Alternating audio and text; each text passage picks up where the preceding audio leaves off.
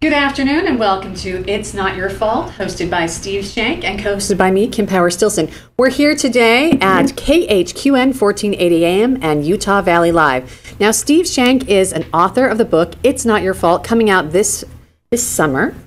And Steve is a noted food expert, and he travels all over the world, teaches people how they can find more solutions in food and to learn how about clean food. And I'm doing the wrong show, so I'm sorry about that. That's perfectly all right. I talk about clean food, and you can't be a person unless you have sustenance to keep you going, and so that's a good thing. You're not doing the wrong show. Well, it's a hot day here in the studio and in Utah County. Yeah, we wouldn't even have to cook the stuff, you know. It's just yeah, we could, that's a new way to make it. We could just add water to our radiator and add the meal, and we'd be done. There you go. I was raised on a farm up in Minnesota with the Swedes and Norwegians, But anyway, when it was cold in the winter, what we used to do is the exhaust from the tractors, you got this big old exhaust pipe, and Mom would pack a little bit of a lunch in tinfoil, and we just take that lunch and just stick it on top of that exhaust, and didn't take long at all to heat up a sandwich, and you got a hot meal. So what a great idea. Heat what a great can be mom. of value, although this is a little bit much for me. So it's a little hot, and we're going to take a break as well in a minute here, but we just have to throw in, for those listeners that wanted to know, they wanted an update on the big fire here in Utah County. Which one? I mean, There's like 6. I mean, just consider the whole county burned. It's just kind of that way. You count 5 and 6 fires as you travel for 15 miles, and it's just absolutely insane. We're outnumbering churches. Yeah, that's true. Anyway, I was coming down from Midvale, and there's a huge one, just billowing smoke up to the left on the left-hand side as you come down, and it's just it's burning up a lot of territory. It's dry out there, so don't even think about fireworks, guys, With that great fire update from It's Not Your Fault, talk hosting team. Yeah, fire's not your fault. Yeah, it's not your fault. Unless you had fireworks. Yeah. All right, we're going to take a commercial break, and we're going to come back, and you keep listening. You're going to hear all about It's Not Your Fault. And today we're going to talk about the 7-year itch and Move Over Casanova and Don Juan. Here comes Bob. We'll be right back with more. Go.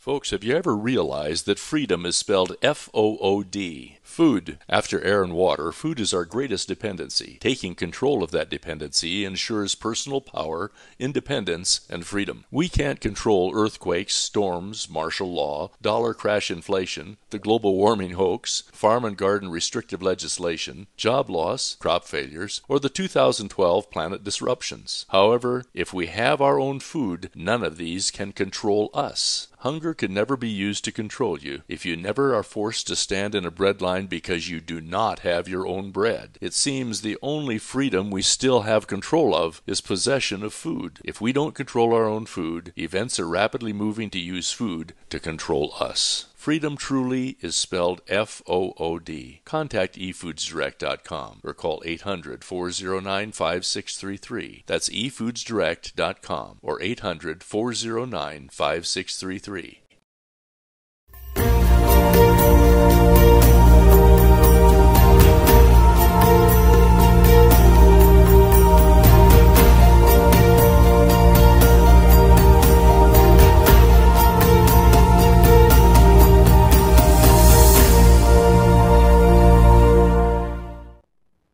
And welcome to It's Not Your Fault, hosted by Steve Shank, author and noted food expert, and co-hosted by Kim Power-Stilson.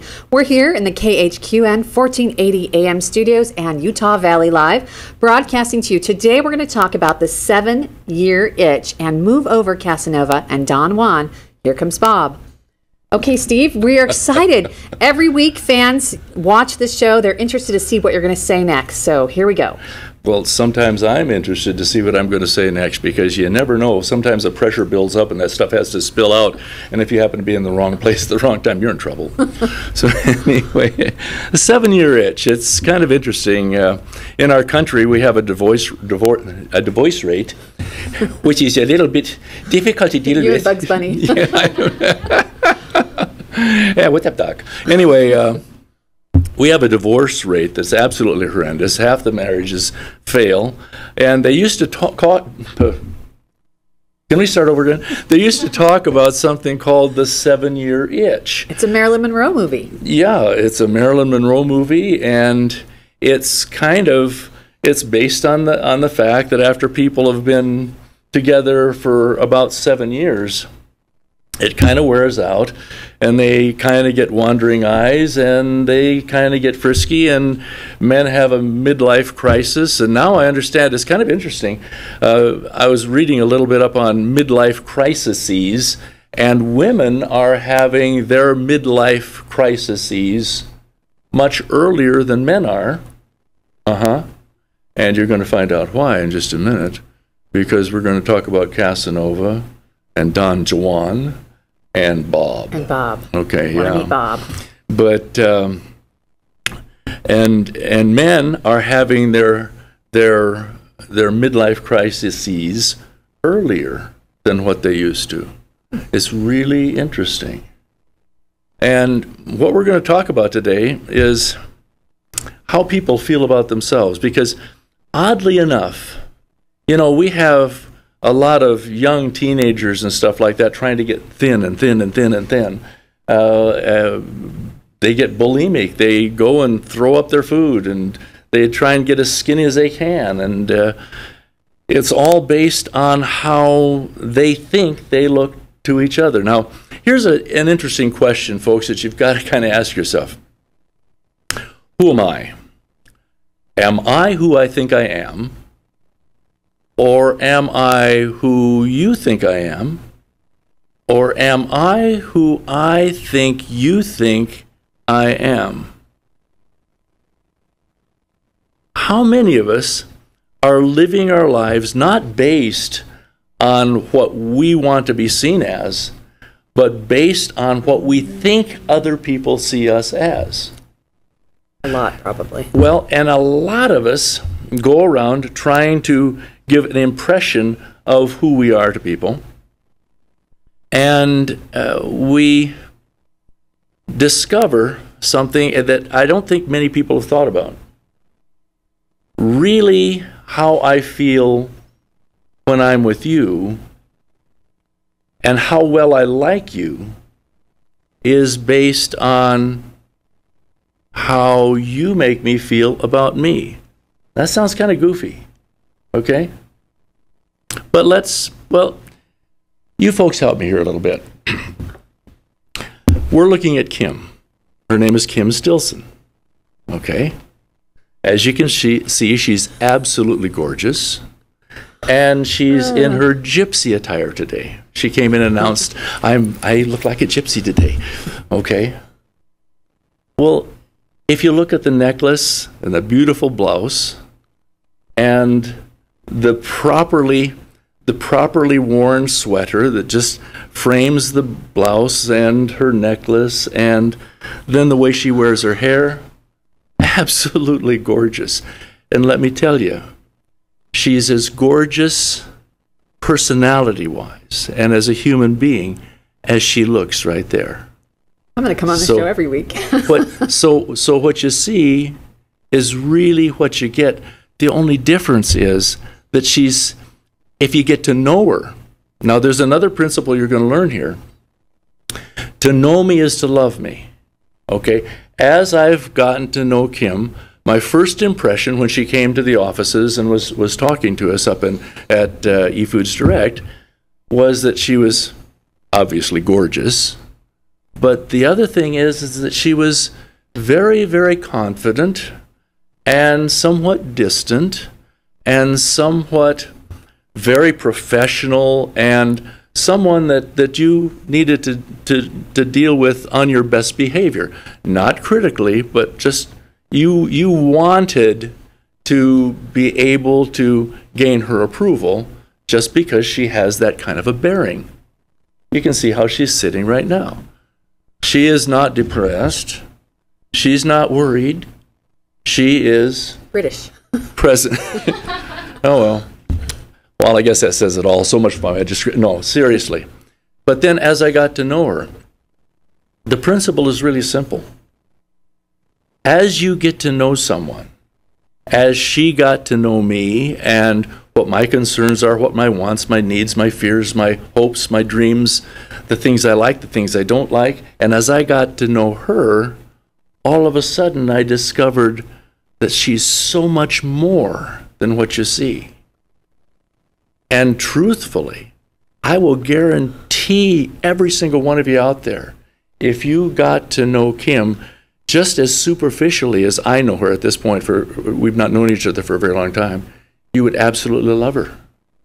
She's just delightful and magnificent.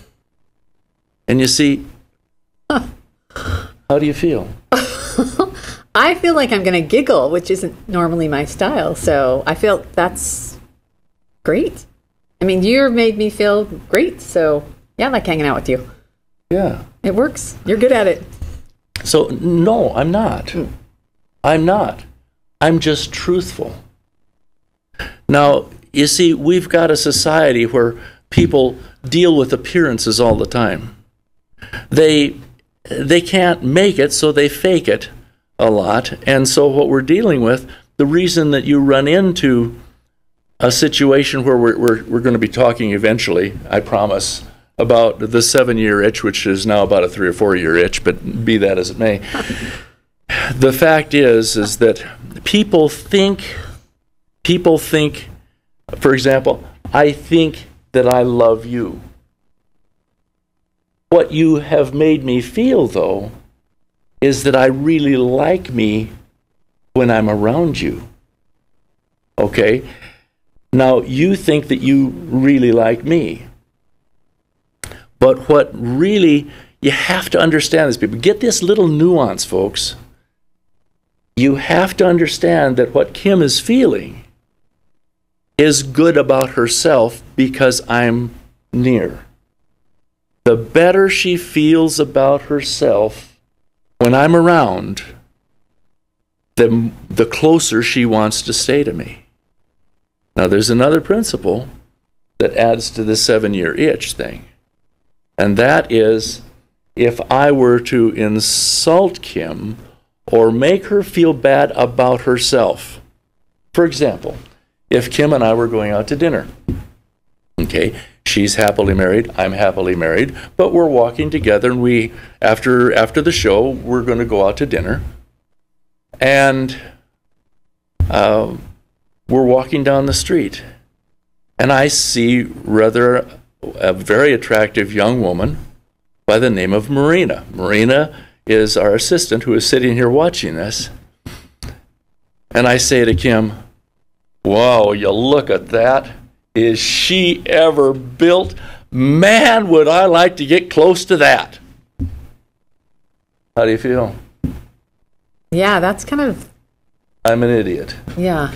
Because I'm an idiot. And I've seen that happen. So that's, people don't think that, I mean, is it because they feel close enough with that person they can say whatever they want? They don't think about what they built with them? No, it's I've gone on dates like that. Okay. It's a husband or a date that is thinking solely about themselves. And also, in the case of husbands, oftentimes, it's a way of telling his wife how dissatisfied he is with her. Why don't you be like her? How come you don't get a boob job?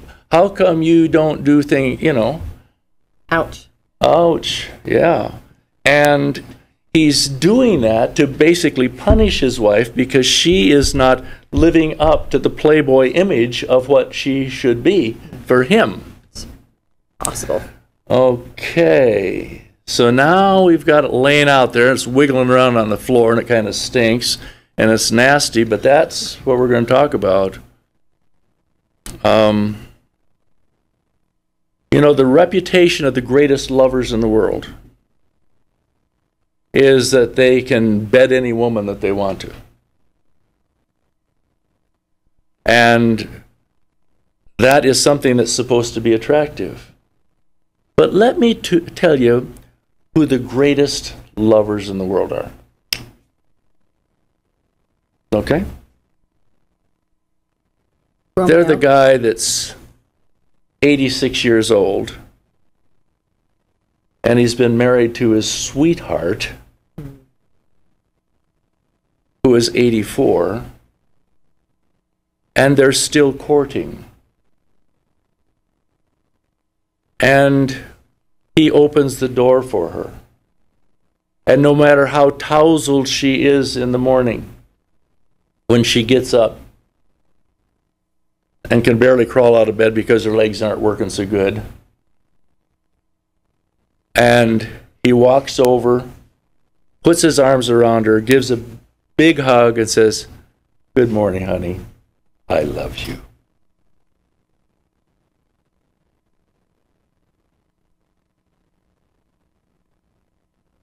And she tells him how lucky she is to have him for a husband. And they're still courting. They're still doing what they did when he first got his twinkle in his eye and he said, "Oh my goodness, I need to meet her." And you know, there's a song that I heard a long time ago. I had Marina pull it up on the computer, and you might want to look this up, folks. It's A Daisy a Day, and it has some introduction, and it has some several verses to it. But the chorus of it goes like this. I'll give you a daisy a day.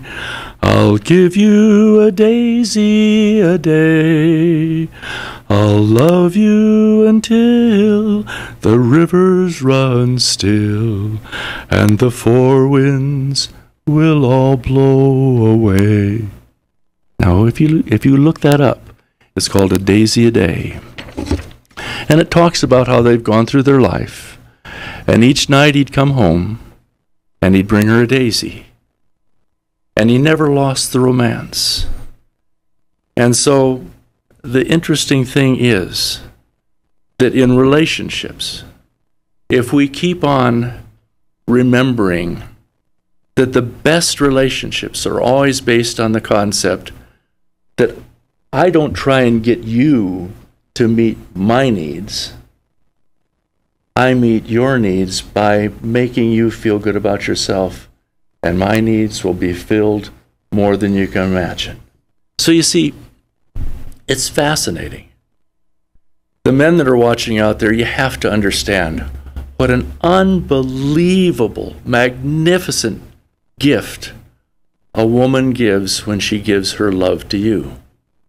And we'll be talking about that probably a little bit later on, because I think that I got to shut up so they can take a little bit of a break.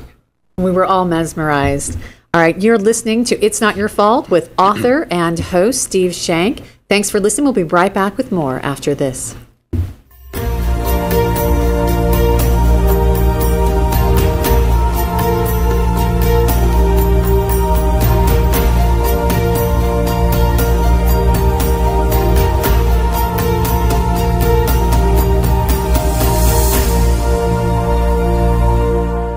Folks, have you ever realized that freedom is spelled F-O-O-D? Food. After air and water, food is our greatest dependency. Taking control of that dependency ensures personal power, independence, and freedom. We can't control earthquakes, storms, martial law, dollar crash inflation, the global warming hoax, farm and garden restrictive legislation, job loss, crop failures, or the 2012 planet disruptions. However, if we have our own food, none of these can control us. Hunger can never be used to control you if you never are forced to stand in a bread line mind because you do not have your own bread. It seems the only freedom we still have control of is possession of food. If we don't control our own food, events are rapidly moving to use food to control us. Freedom truly is spelled F-O-O-D. Contact efoodsdirect.com or call 800-409-5633. That's efoodsdirect.com or 800-409-5633.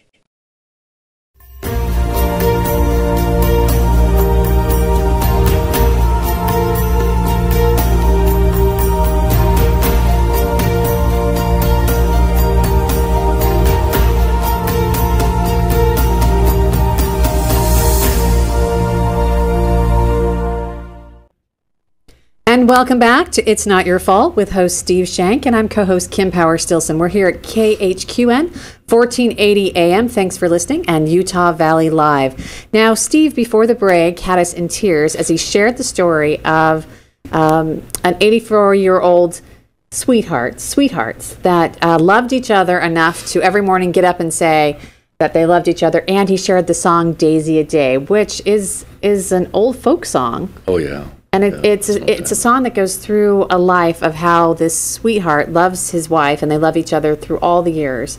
And so before the break, you were talking about that, and I had a question that came to mind. And you know, when you're dating and they're enamored of you, and things are going well, you don't suspect what could happen down the road. So my question, maybe some of our listeners' question, is how do you pick the guy that is going to love you when he's 84 and you're all tired and worn out and, you know, not as young and spry as you used to be, but you still feel that love, if not more? How do you find someone that will share that with you, even in your sunset years? The fascinating thing, I believe, is something called mutual respect. We were talking about us walking down the street together. Oh, right. Okay.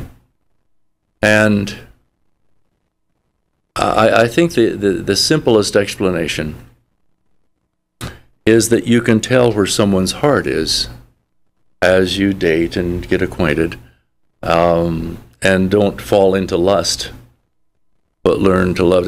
By the way, there's one statement that I make that will come up from time to time as we discuss things. The perfect physical relationship between a couple is if they can honestly say, after they've been married for a period of time, that they've never, and this is going to sound really weird to you, but if you think about it, it'll make some sense. If they can say, we have never had sex, but we have made love very often. You see, the bond between a man and a woman, the oneness, is culminated in the physical relationship, in the bonding that happens in the embrace. But our society is running around, and I hear married couples saying, oh, we went out and we had sex. Okay. So you can go, I was raised on a farm, so you can go down to the hog pen and just watch that anytime you want to. That's as good as pornography as you can get, because, you know, it really doesn't make any difference unless you are one with the person that you're talking to and you're relating to and that you're making love with. And so if you just think about that as a concept, when you're dating, if you've got a guy that's, you know, ogling all the girls and doesn't have the respect to have his focus only on you, if you've got a girl that is very narcissistic and is primping and smiling and flirting with everyone around, that might not be a good choice. You know, I was listening to Ron White. He's one of the blue collar comedians. Yes. And this might not be all that tasteful, but got no problem with that anyway. I've got perfect taste in women anyway.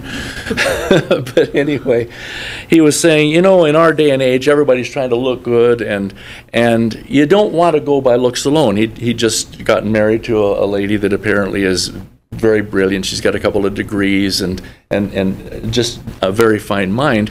He said she's also beautiful, but the beauty and the physical appearance in his structure of what he was saying is kind of an also ran. Because he said, you know, you can, you know, if your boobs sag a little bit, you can go have somebody fix them and put them up where they belong. If your belly gets a little bit too much and you don't want to work it off, you can go have somebody give you a tummy tuck and fix that. And if your butt sags, you can fix your butt. And if your teeth go bad, you can have new ones put in. And you can fix just about everything. You can have LASIK on your eyes, so you can fix just about everything. But the only thing you can't fix is stupid. It's true. So, and there's another statement that you can fix a mistake. And people make mistakes all the time. You can fix a mistake, but you can't fix an attitude. So if you and I are dating and we're walking down the street, and I've got an eye for everything that's going by, and I'm not courteous to you and don't show proper respect, how am I ever going to turn that respect into a deep, loving, caring relationship? Bravo. Okay? And if we're walking down the street and I'm arm in arm with you, I'm walking on the outside so that the trash from the remember that's why the men walked on the outside. Right, yes. In Europe, because they would throw their slop pails right out the windows, and of course it would go past the woman and hit the guy, and so he always walked on the outside. And later on, when we had cars going down and splashing, the guy walks on the outside so she doesn't get her skirt splashed and all that kind of stuff. But I don't know where I was going with that. Well, but the fact is, go ahead. Well, I'd like to throw in just on that. I mean, there aren't a lot. It's very difficult today because, you know, your folks, your mom obviously raised you with manners. My mom did. My father set an excellent example as far as manners, right? Mm-hmm. I was recently at an event in Hollywood, and there was some young, you know, Marina's age, 20-some, you know, looking for a wife type age, right? Yeah. And we were walking the street, and they walked right in front of me, didn't open the door, and then when I said, aren't you going to walk on the outside of me? I'm like, you know, your mom's age, you should take care of it. They said, what? I've never heard of that. There are a lot of kids that don't have schooling in those manners, so if they don't do it, could it possibly be that they don't know? People aren't as concerned about teaching those principles, and we have an extreme variance from basic respect between human beings. I mean, when my kids were growing up, they came home one day and they were talking about one of the teachers. And they said, well, Johnson let us out early. Whoa, wait, who's Johnson? Well, that's my English teacher. Wait a minute. It's not Miss Johnson, Ms. Johnson? Since when is it just the last name? They call each other by the last name. No one says yes, sir, no, ma'am, thank you, please. Thank you and please. You know, the P's and Q's are extremely important. And so families aren't teaching each other, but I'm telling you guys, those of you that are young folks that are watching this, learn respect. Watch and learn from the old timers. Find a member of Old Dudes Anonymous like me with the gray hair and ask them how to treat your date when you go out. It will make a difference. My daughter, she's 18, and she went out on 3 dates as soon as she turned 16, and none of them held the door open. None of them said please or thank you. None of them treated her like a lady. But the 4th date, the guy she went out with on the 4th date opened the door, said please and thank you, grabbed her arm, treated her with respect, and she's been with him ever since. And some people say, wow, how did he, you know, she's really cute. Well, how did that work out? He was the only one that was polite and respectful to her. The only one, moms. And you've seen, interesting thing, every one of you guys out there has seen an old dude, maybe somebody looking like me, walking along with an absolutely gorgeous chickie on his arm, and you say, how did that ugly old goat manage to get that beautiful woman to be his wife? Well, all of the dudes that thought so well of themselves and thought that they could bed any woman that they met just because of who they were, treated her how? Treated her like she should be thankful that he actually asked her out on a date. That's the attitude. And I tell you what, that guy ain't going to be the greatest lover in the world. Okay? Now, he might have a lot of sex. Okay? And anyone who has had a meaningful, loving relationship with another human being knows that that ain't it. That's missing a whole lot. For example, some of you women that are sitting out there, I will guarantee you, when your husband comes in and looks kind of frisky, after a long day fighting with the 4 kids and working half of it just to bring in enough income to buy your groceries, which we deal with on another program. But anyway, the fact is that, you know, she's had a long day, and she isn't going to look like Miss Playboy Bunny or feel like it. And there are some times, you gals, I will guarantee you, that you'd like to turn to your husband and say very simply, honey, can we just snuggle? I'll wake you up at 5 o'clock in the morning or something, but right now. And I will guarantee that when he did snuggle like that you felt more loved than in the hottest session that you've ever had, because he respected, cared for you, and made you feel of such worth that very simply you loved him to pieces. And you practically attacked him the next night when you came in, and this is, wait a minute, this is my wife. So you better get it. No, I'm not going to get it. Honey, I'm in the program. I'll call you back. Well, you know, it's funny that you talk about this, Steve, and here's your wife calling. You have the best relationship. Your wife obviously feels adored and adores you, and it's fun to watch you.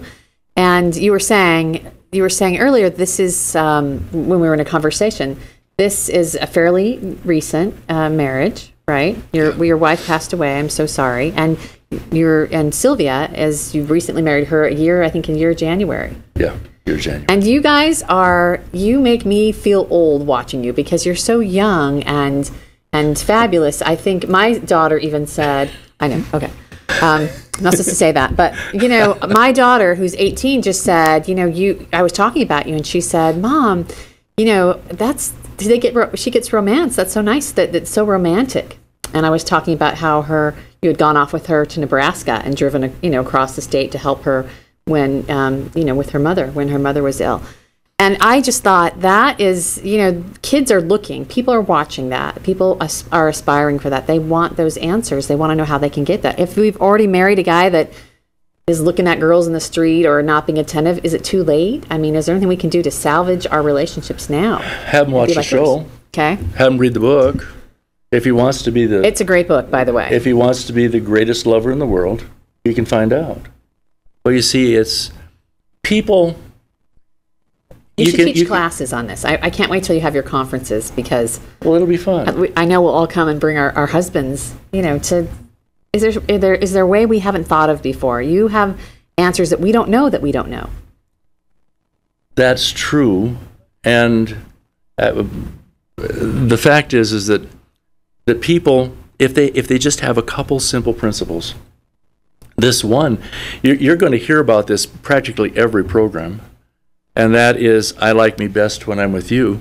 And if the young people out there, teenagers, and some of those that are really concerned about having friends and relationships and that type of thing, it's a simple path. And we make it so complicated. We think that I need to look a certain way and act a certain way and be kind of cool and all this kind of stuff to attract your attention, where all I have to do is just make you feel good about yourself. And you'll automatically feel good about me. And by the way, that's not a stain on his shirt. Thank you. It's a microphone shadow. We can see it. You're all wondering, I know.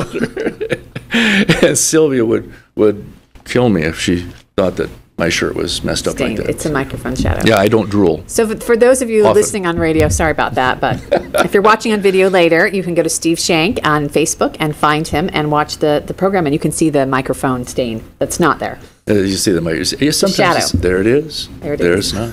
So anyway, So you were saying, and I interrupted, people have to act a certain way when really all they have to do is like the person they're with. That's right. And respect is a key word. Respect is a key word. When people are selfish rather than selfless, they have a hard time respecting others. If you listen to the rap music, it is not respectful. There's no romance. Okay? What's romance? Remembering a Mother's Day. Remembering, and it doesn't have to be a big gift. They say that everyone really needs about 8 hugs a day. How many of us get even one?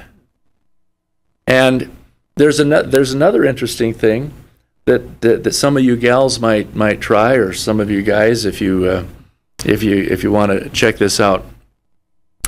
Try kissing for 30 seconds. That doesn't seem like a big challenge.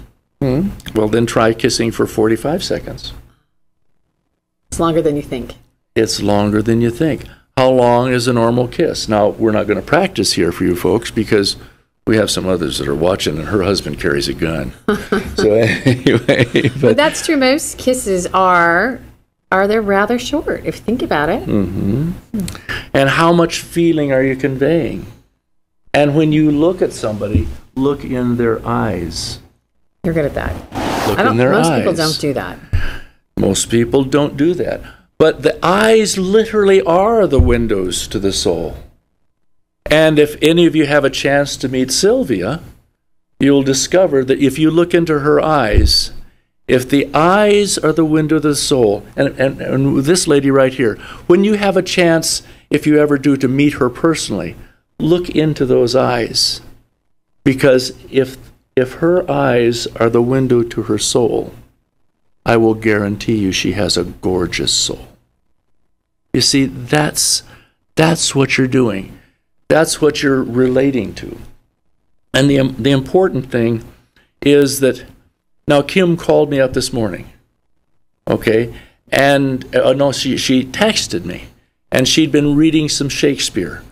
I'm not going to tell you what she said, but there was a very complimentary statement about men and greatness and that type of thing. And she sent me a little text that said, he must have written this about you.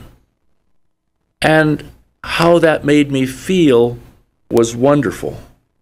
But more important, how it made me feel about Kim was glorious. And so, you young men, when you go to pick up your date for the first time, one lousy rose doesn't cost that much. It doesn't. And you men, when you buy the roses, we went to Sylvia's mom's funeral. And the woman was just a wonderful person, as you can imagine, Sylvia being her offspring. But she loved flowers. And of course, the rose to her was the most beautiful flower.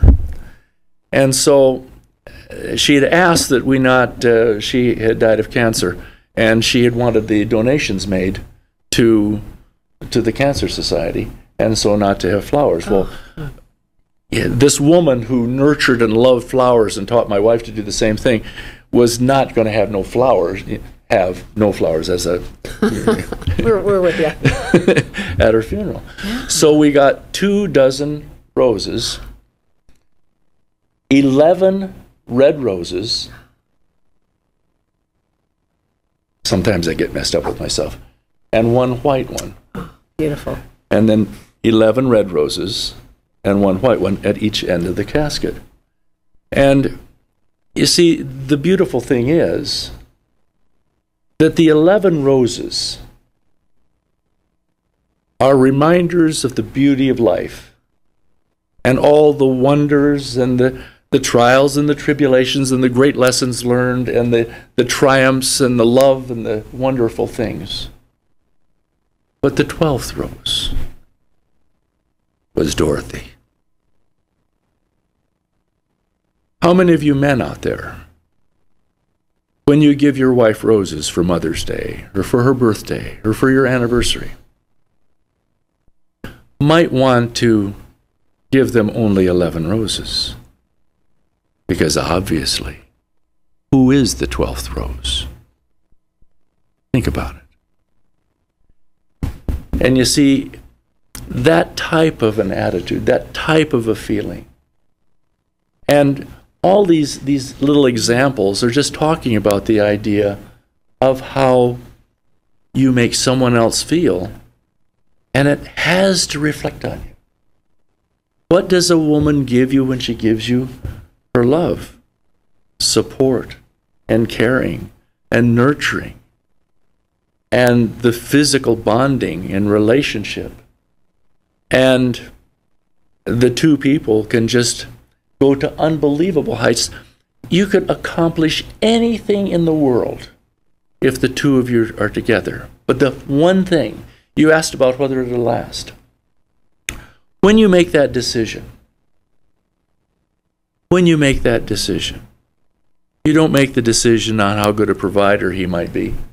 You don't make a decision how good a figure she might have, or how sexy you both look when you're all dolled up. You make that decision about whether this is someone that you can choose to make feel the best about themselves the rest of their lives. And if you do that, you'll automatically be made to feel the best about yourself the rest of your life. It has to happen. It's a law. It's one of those irrevocable, irrefutable, eternal laws that very simply, in a negotiation, when you're sitting down to a business negotiation, you make sure that you have enough history of the person you're negotiating with to remind them of their greatness, to remind them of how well they've done and how you respect them for their business acumen. And then you negotiate. Because before people buy anything, a product or anything like that from you, they buy you first. And the product is an oh, by the way.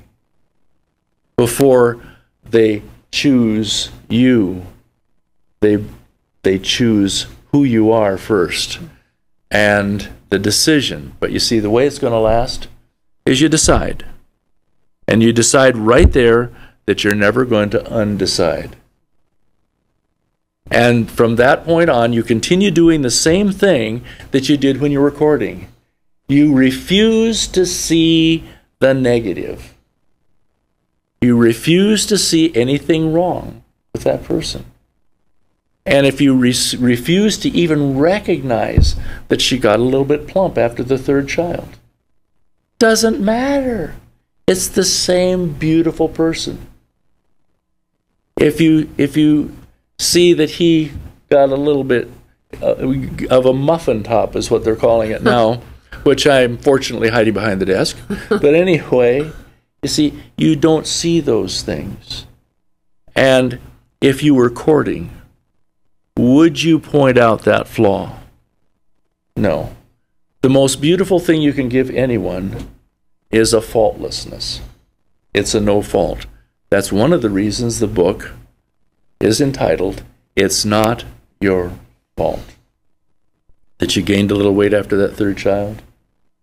That he... For the second. Yeah. or that he, kind of lost a little bit too much hair and some of those things. As long as the respect and as long as the determination is there to say, gee, Kim, I like me best when I'm around you. And you can say the same thing. It'll do wonders. But I think we got to take another break, don't we? Me too. You're listening to It's Not Your Fault by author and host Steve Shank. Co-host Kim Power Stilson here. We'll be right back with more of It's Not Your Fault after this.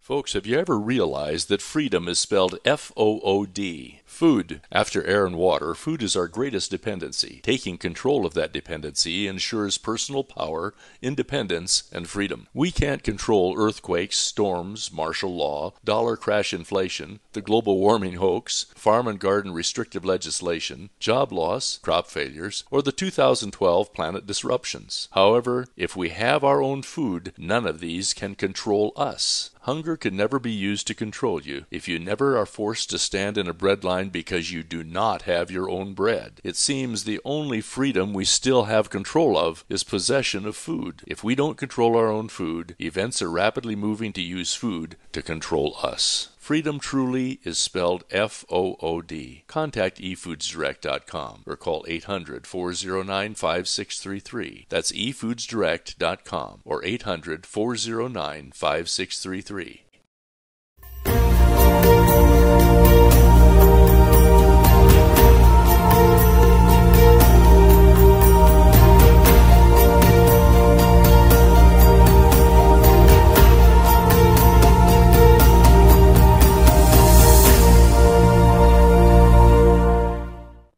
And welcome back to It's Not Your Fault with Steve Shank, author of the book that's coming out this autumn. Sooner than you think, you'll want to grab that and to sign up for some of his courses. We'll make those available. All you have to do is go to Facebook and like Steve Shank's page, and also there's an It's Not Your Fault page. Now, we've been talking before the break. We were talking about how I like me best when I'm with you. And I love this concept. So we're going to ask a few questions. By the way, we have a segment. You can join us. You can email us. You can email us your questions. A central figure in the book of It's Not Your Fault is the Guardian. And you can ask the Guardian at gmail.com. Ask the Guardian at gmail.com. Go to Facebook. It'll be all spelled out for you. So a question would be, for those of us who are beyond dating, right, we've already chosen that person, and maybe we didn't know what we didn't know. We didn't know about respect. What can we do now to change things? And then also for people that are out there dating, what can they do if they like someone but they don't know perhaps the things you just shown you? Like you said, read the book, go to the conference. But what's a basic thing? You mentioned something. I had texted you something, and I just thought that and texted you. So I didn't intentionally send you something that made you feel great. So what's the difference between sincerity and insincerity? You know, people doing things to create someone to like them versus honesty. Why would you want to be insincere? True. But some people might want to do that. Well, the reason that we do things that are nice for someone is to express, that we want them to feel good. Okay, you sent me that little quotation because you thought of me. Okay. I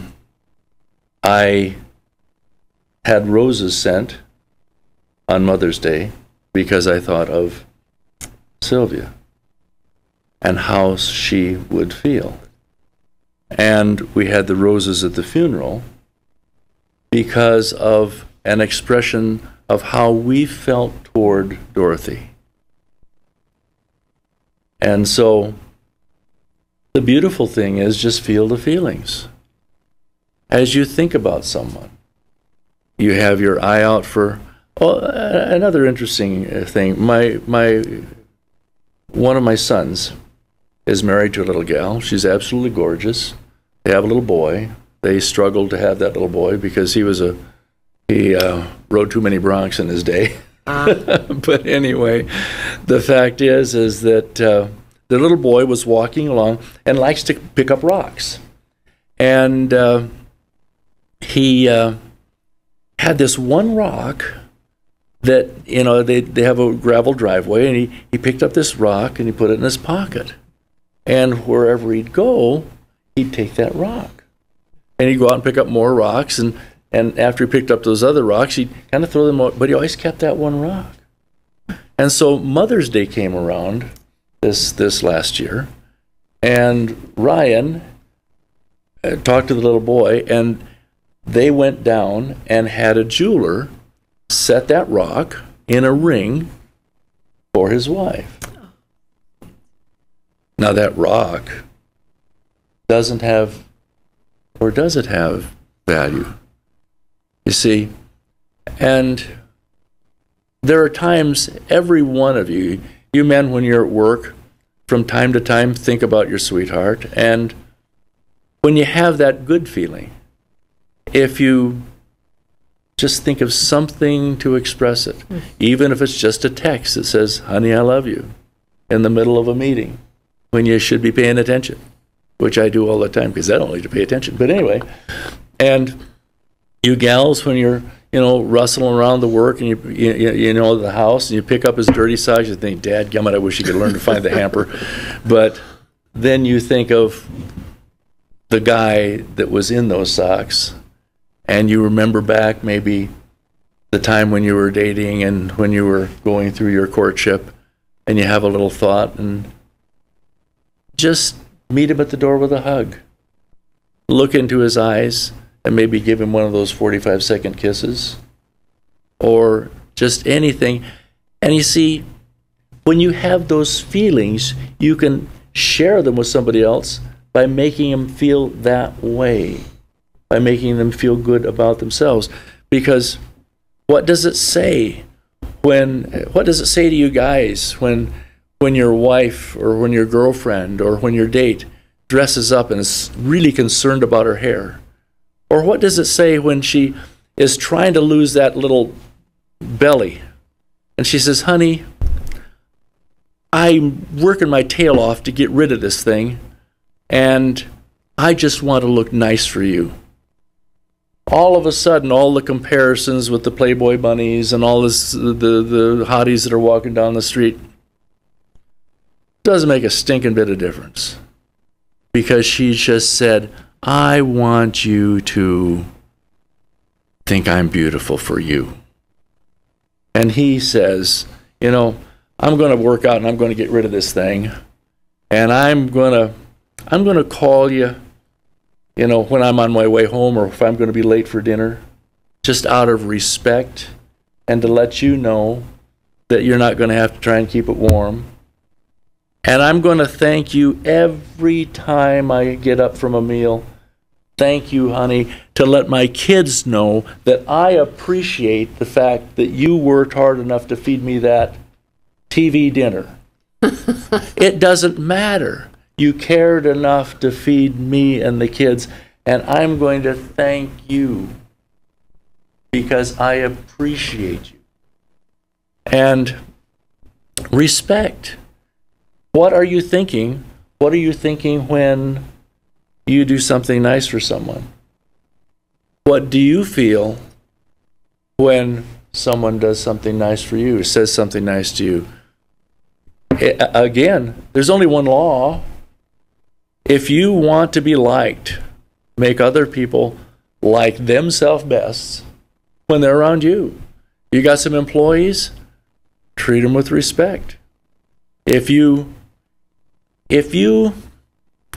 understand the scriptures, and I'm not going to get all religious on you because I'm not very religious anyway, but the fact is, what was the one commandment that the Savior gave that was very important? Something like, do unto others as you would have done unto you. I like me best when I'm with you, and you will like you best if I treat you like I want to be treated, and then you'll like me. And gee, that gets complicated, but for some reason it's silly simple. So, young people, you want to have friends? Don't go and compete with the strongest guy on the ball team to be a better shot than he is. Tell him how great he is. Tell his girlfriend how great he is. And tell your girlfriend, man, he's a great basketball player. I really respect him. Yeah. And she'll think, oh, this guy's got some class. And by the way, geez, you look great tonight. And I want to do this again. This is a first date. This is wonderful. Don't go for the smooching and that kind of stuff. Everybody's worried about how that's going to happen. Heck with it. You can't fix stupid, guys. You can't fix stupid. And girls. And so, very simply, if you think about how you feel, we're going to talk about something one of these times, maybe even our next program. It's called the law of me. If you understand the law of me, and that everything that you do, even the good stuff to other people, is all about how you feel about yourself and how it makes you feel to do those things, you'll discover that this principle, when dealing with other people, is absolute law. If you can make other folks say to themselves, gee, I like me best when I'm around her, when I'm around him, then all of a sudden, you won't have to go to Facebook for friends. Trust me. But you can like us there anyway. There you go. Thank you so much for this great show, Steve. Thank you for It's Not Your Fault. Please find us on Facebook and steveshank.me and tune in every Tuesday right here on Utah Valley Lives. Thanks for joining us. Thank you for watching, and please try loving lots of people this week. Sounds like a deal to me.